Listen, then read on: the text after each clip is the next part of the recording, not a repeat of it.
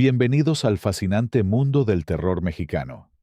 En este video, viajaremos hasta la década de los años 30, una época en la que el cine nacional comenzaba a experimentar con las primeras historias de miedo, misterio y lo sobrenatural. Comencemos. La película La Llorona de 1933 es considerada la primera cinta de terror mexicana, dirigida por Ramón Peón. El reparto estuvo encabezado por Ramón Pereda en el papel del Dr. Ricardo de Acuña, acompañado por Virginia Surí, Adriana Lamar, Carlos Orellana y Esperanza del Real. La historia mezcla el mito ancestral de La Llorona con elementos de historia colonial y un toque de horror sobrenatural. Ambientada en el México del siglo XX, comienza con la misteriosa muerte de un hombre que sufre un infarto al escuchar el llanto de una mujer. El doctor Ricardo de Acuña, un médico racional, se enfrenta a una serie de sucesos extraños que parecen estar ligados a una antigua maldición que pesa sobre su familia, descendiente de Hernán Cortés. A través de viejos libros y leyendas familiares, se revela una tragedia ocurrida siglos atrás. La película destacó por su atmósfera gótica y sus decorados realistas. Su recepción fue muy positiva entre la crítica por su ambición técnica y narrativa. Con el tiempo, se convirtió en una pieza fundamental de la cinematografía mexicana, influyendo en producciones posteriores como El fantasma del convento y El vampiro. Su legado ha perdurado hasta la actualidad, siendo restaurada por la Filmoteca de la UNAM. El fantasma del convento, filmada en 1934, es una de las cumbres tempranas del terror mexicano, dirigida por Fernando de Fuentes y coescrita con Jorge Peset y Juan Bustillo Oro. Sigue a un matrimonio, Cristina y Eduardo, y a su amigo Alfonso, que se extravían de noche y son guiados a un monasterio de la enigmática Orden del Silencio, donde la tentación, la culpa y el castigo sobrenatural van revelándose en una atmósfera gótica y ascética. Cristina, esposa de Eduardo, intenta seducir a su amigo Alfonso. Tras perderse de noche, un desconocido los guía a un monasterio de la Orden del Silencio, donde el padre, encargado del monasterio, les cuenta la leyenda de un monje que vendió su alma para conquistar a una mujer casada y quedó preso en una celda maldita. Tentado por Cristina, Alfonso entra en esa celda y presencia visiones: la momia del monje, un libro y el supuesto cadáver de Eduardo. Al amanecer descubren que el convento está en ruinas. La cripta es una atracción turística, y los monjes que los recibieron estaban muertos, revelando que culpa y deseo los llevaron al borde de lo sobrenatural. Con Enrique del Campo, Marta Roel, Carlos Villatoro y Paco Martínez al frente del reparto. Parte de su mitología de producción sitúa el rodaje en un monasterio real en Tepotzotlán, lo que refuerza el verismo de su puesta en escena, además del uso expresivo de sombras y silencios, y un encuadre que resalta pasillos, celdas y claustros, creando un ambiente espectral.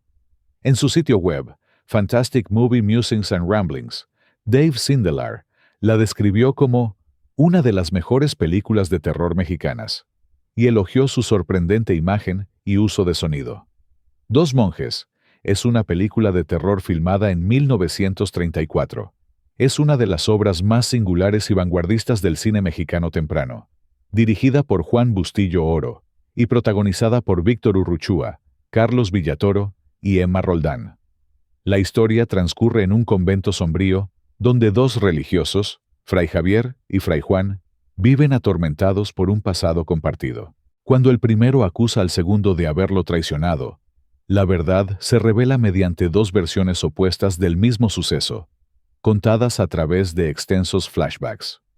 Ambos relatos giran en torno a su amor por una misma mujer, Ana, cuya muerte marcó sus destinos y los empujó a buscar redención tras los muros del monasterio. El filme destaca por su tono expresionista y una narrativa psicológica poco habitual en el cine mexicano de la época. Más que un relato de terror sobrenatural, Dos monjes explora el miedo interior, la culpa, la obsesión y la penitencia. Considerada una joya del cine gótico y psicológico mexicano, fue una de las primeras películas nacionales en usar una estructura narrativa no lineal y simbolismos religiosos cargados de dramatismo. El baúl macabro fue filmada en 1936, dirigida por Miguel Zacarías y protagonizada por Ramón Pereda, René Cardona, Esther Fernández y Manuel Noriega. El doctor Renan es un médico brillante que busca desesperadamente una cura para la enfermedad fatal que padece su esposa. Su obsesión lo lleva a creer que las transfusiones de sangre de mujeres jóvenes son la clave para mantenerla con vida. Con la ayuda de un asistente, lleva a su casa a las mujeres que provienen de un hospital, pero la trama se complica cuando la hija del director del hospital, Alicia, empieza a sospechar de los extraños eventos. La película se desarrolla con un ambiente de terror y misterio, mientras el doctor Renan continúa en su mansión, y Alicia intenta descubrir la verdad poniéndose en peligro. El monstruo resucitado es un filme de terror de 1953, dirigida por Chano Urueta y protagonizada por José María Linares Rivas, Miroslava Stern, Carlos Navarro y Fernando Wagner. La historia combina elementos del horror clásico con la ciencia ficción, abordando la eterna obsesión humana por desafiar a la muerte. Un brillante cirujano plástico llamado Ling, quien vive amargado debido a su aspecto, conoce a Nora, una joven y hermosa periodista de quien se enamora perdidamente. Para ganarse su afecto y conseguir que ella le corresponda, decide llevar a cabo un experimento. Para ello, resucita a un joven y le implanta un nuevo cerebro, poniéndolo bajo su control. El ser resucitado, llamado Ariel, debe seguir las órdenes de Ling.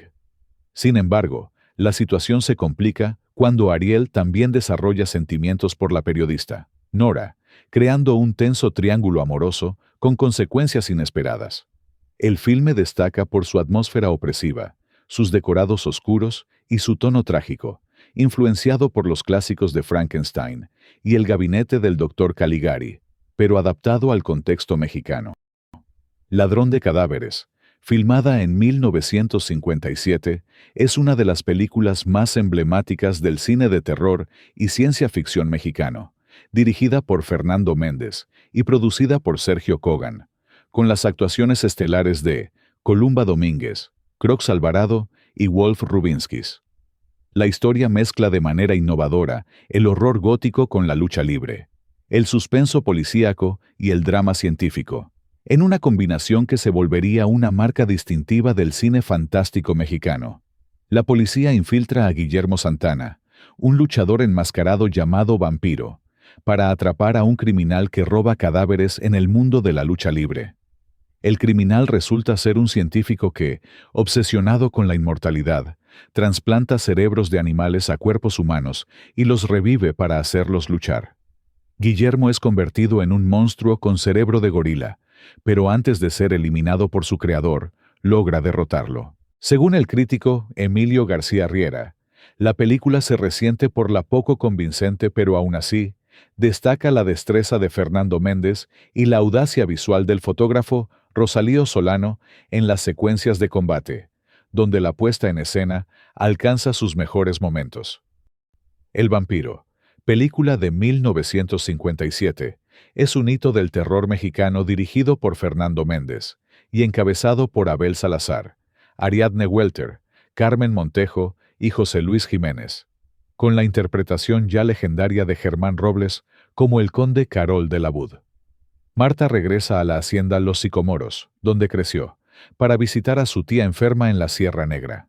En el mismo tren viaja Enrique, un agente viajero, quien termina cruzando su camino cuando, ya en la estación, nadie llega a recogerla y los lugareños se niegan a llevarla por caer la noche. La única salida es una carreta desvencijada que ha acudido por una enigmática caja procedente de Hungría. Marta acepta subir y Enrique se ofrece a acompañarla. Al llegar, descubre que su tía ha muerto y decide quedarse con los parientes y el servicio para organizar el velorio. Sin advertirlo, ha quedado atrapada en una hacienda cercada por rumores, silencios y miradas esquivas, mientras una presencia antigua acecha desde los corredores y desde esa caja sellada, insinuando que la región vive bajo el dominio de criaturas nocturnas que ya han puesto sus ojos sobre ella. La película se convirtió en un fenómeno dentro del cine mexicano y en una de las producciones más influyentes del género de terror en América Latina. Su estreno, el 4 de octubre de 1957, y fue un éxito rotundo, tanto en crítica como en taquilla, logrando una recaudación sobresaliente para la época y una permanencia prolongada en cartelera, algo poco común en el cine de terror nacional. Los medios destacaron su ambientación gótica, su elegancia visual y la atmósfera de misterio que logró su director, lo que la diferenció de las producciones de terror extranjeras.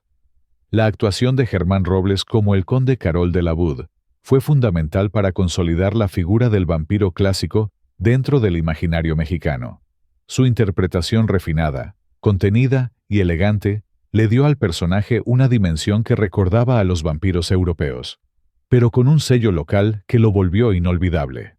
La crítica coincidió en que era una obra técnicamente impecable.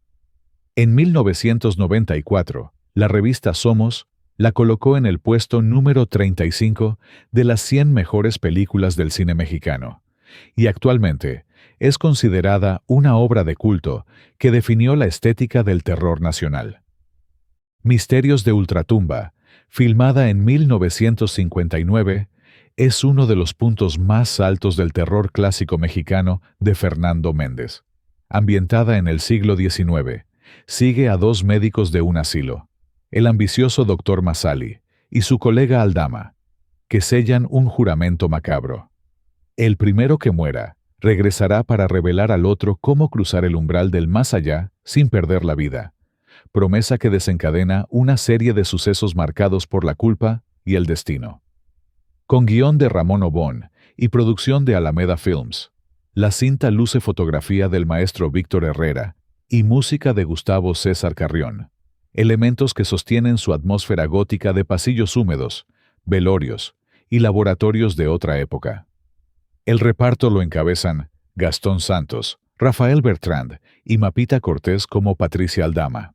La maldición de la Llorona, estrenada en 1963, es un hito del terror sobrenatural mexicano que retoma la leyenda más célebre del país y la lleva a un territorio gótico, inquietante y visualmente audaz. Dirigida por Rafael Valedón, quien también trabajó el guión junto a Fernando Galeana, y producida por Abel Salazar. La cinta cuenta con un elenco sólido encabezado por Rosita Arenas, el propio Salazar, Rita Macedo, Carlos López Moctezuma y Enrique Lucero. Desde sus primeras secuencias impone una atmósfera de mansión misteriosa, pasillos en penumbra y susurros que parecen surgir de las paredes, mientras los personajes quedan atrapados en una red de secretos familiares y culpas heredadas. La historia sigue a una mujer que practica artes oscuras y da a cambio a su sobrina para despertar a un ser ancestral, detonando una serie de caos que se cierne sobre la casa como un destino inevitable. Parte del encanto de la película radica en su lenguaje visual. Valedón apuesta por un estilo que, sin renunciar a lo mexicano, dialoga con el terror internacional de la época, especialmente con el refinamiento cromático y la teatralidad sombría. La cabeza viviente, también conocida como El ojo de la muerte, es un terror arqueológico dirigido por Chano Urueta en 1963, que funde mito prehispánico y terror. Un equipo de científicos se encuentran y desentierran la tumba del guerrero azteca Acatl y extrae, junto con la momia de la sacerdotisa Xochiquetzal, una cabeza perfectamente conservada que pronto desata una cadena de sucesos inexplicables en contra de los responsables del saqueo. El reparto reúne a figuras emblemáticas del fantástico mexicano: Ana Luisa Pelufo, como Marta Xochiquetzal, Abel Salazar como el inspector Toledo, Mauricio Garcés como Roberto Yacatl, y Germán Robles como el profesor Müller. Los acompañan Guillermo Kramer como Shu, sumo sacerdote, Antonio Raxel como el profesor Urquizo, Eric del Castillo como un detective.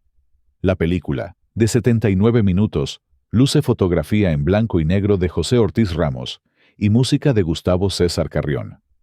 La momia azteca, estrenada en 1957 y dirigida por Rafael Portillo, retoma la fascinación por el pasado prehispánico, donde el doctor Eduardo Almada, interpretado por Ramón Gay, somete a su novia Flor, Rosa Arenas, a experimentos de hipnosis regresiva con la intención de explorar la memoria profunda.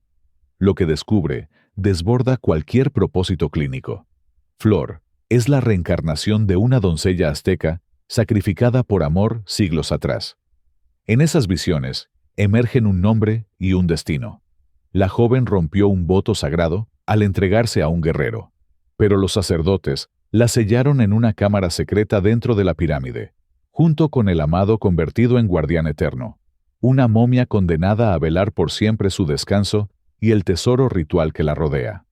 A partir de ese hallazgo, la frontera entre pasado y presente se adelgaza. Flor comienza a recordar pasajes concretos que le permiten guiar a su padre, encarnado por Jorge Mondragón, al propio doctor Almada y al enigmático asistente, cuya identidad secreta como héroe enmascarado conocido como El Ángel, introduce en la historia un pulso aventurero y la lucha libre. La expedición penetra el templo a través de pasajes que solo la memoria reencarnada de Flor parece descifrar, bajo relieves que narran antiguas ofrendas, trampas de piedra que aún obedecen a los dioses, y cámaras donde el aire huele a copal y polvo de siglos. La invasión de los vampiros de 1963 es un cruce eficaz de suspenso, misterio y terror escrito y dirigido por Miguel Moraita, con un reparto encabezado por Erna Marta Bauman, Rafael del Río, Tito Junco, Fernando Soto Mantequilla y Berta Moss. La película comienza en el siglo XVI, cuando el conde Frankenhausen intenta propagar la plaga del vampirismo hasta que una estaca lo detiene mientras adopta forma de murciélago. Pero su derrota no cierra la herida. Los mordidos vuelven de la tumba y arrasan el poblado, dejando un legado latente que sobrevivirá a los siglos. Ya en el tiempo presente de la narración, el doctor Ulises Albarrán, interpretado por Rafael del Río, llega para investigar sucesos inexplicables y patrones que desafían a la medicina, guiado por pistas que lo conducen hacia la mansión asociada al linaje Frankenhausen. Allí gravitan figuras que densifican el misterio. Brunhilda Frankenhausen, heredera de un apellido, Frau Hildegarda, guardiana de secretos demasiado antiguos, el marqués Gonzalo Guzmán de la Serna, autoridad envuelta en ambigüedad moral. El conde Frankenhausen reaparece como el corazón de la trama. El director articula la trama como una pesquisa que avanza por capillas en ruinas, criptas húmedas y corredores inundados de niebla, donde la ciencia del doctor Albarrán se ve forzada a aceptar lo imposible, mientras las leyendas locales prueban ser expedientes olvidados de la historia. Su recepción permitió que en 1965 se lanzara una versión en inglés producida por Gordon Murray para American International Pictures, lo que proyectó el mito de Frankenhausen a otros mercados. La sombra del murciélago, filmada en 1968, es un exponente clave del ciclo de cine fantástico y de luchadores en México. Dirigida por Federico Curiel y producida por Fílmica Vergara de Luis Enrique Vergara. En el reparto figuran Blue Demon, acreditado como Alejandro Moreno, Jaime Fernández, Marta Romero y Fernando Osés, quien encarna al murciélago, con apariciones de Mario Orea, Gerardo Cepeda, René Barrera y el propio Jesús Velázquez, luchador y guionista, que junto con Vergara aportó al libreto la mitología y las claves del subgénero. La trama sigue a un exluchador desfigurado, apodado El Murciélago, un misántropo que vive escondido en cavernas. Toca un órgano como un espectro romántico, obsesionado con una cantante a la que no logra capturar porque Blue Demon la protege. El héroe deberá internarse en criptas, catacumbas y la guarida del villano para desbaratar su red de secuestros.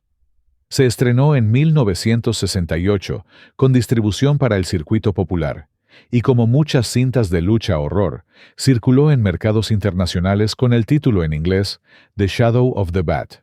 Hay constancia de copias en 35 milímetros y ediciones posteriores en video.